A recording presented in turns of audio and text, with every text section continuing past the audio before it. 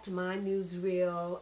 Amber, I am so happy to know that you decided to make North Carolina your home and you married this incredible young man, Jonathan, who's been sharing his heart with the world about being a young man, being raised in a Christian home and the challenges that he faced.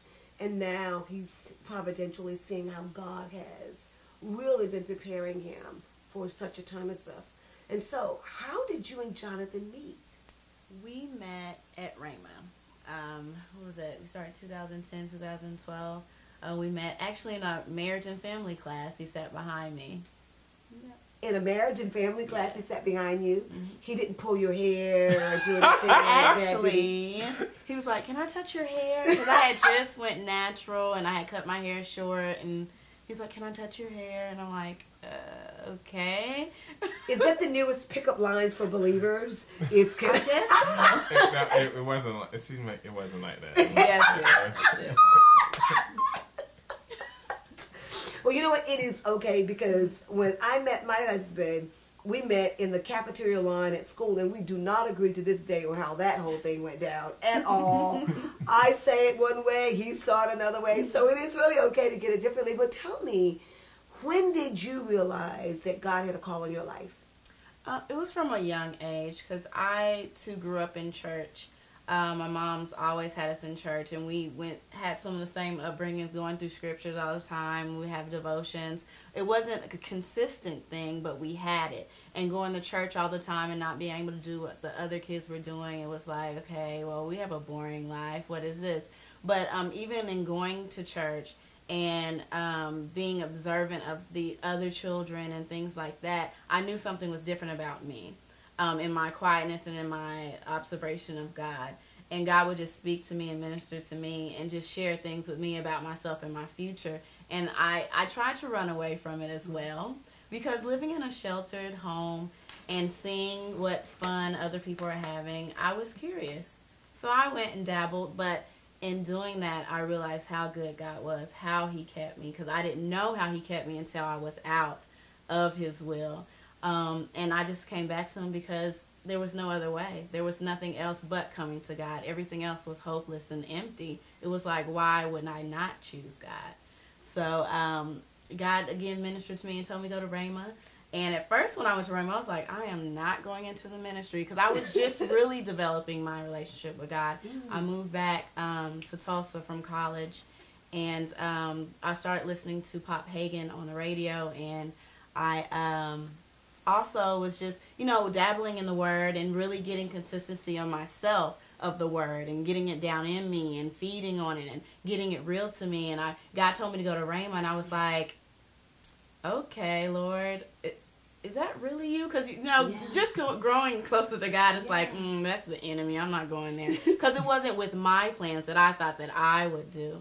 And I went, and at first I was like, I'm not doing any of these. I'm just going 1 year. But as I went and developed in the Word that first year, because it's just a biblical foundation, you're learning more about the Word, God just really started settling on my heart and telling me what He wanted me to do. And it was no longer about me. It was like, Lord, what do you want? Wow. And that's where I'm even growing closer to God now. What is it that you want?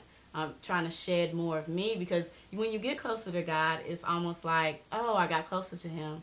This is it. But you learn there's more that you have to let go of and get closer to God, and He just keeps developing. And with women, that's very interesting. We're used to, I would like to say, women are used to not necessarily being submissive, but women are used to having an authority that the Bible would say over them.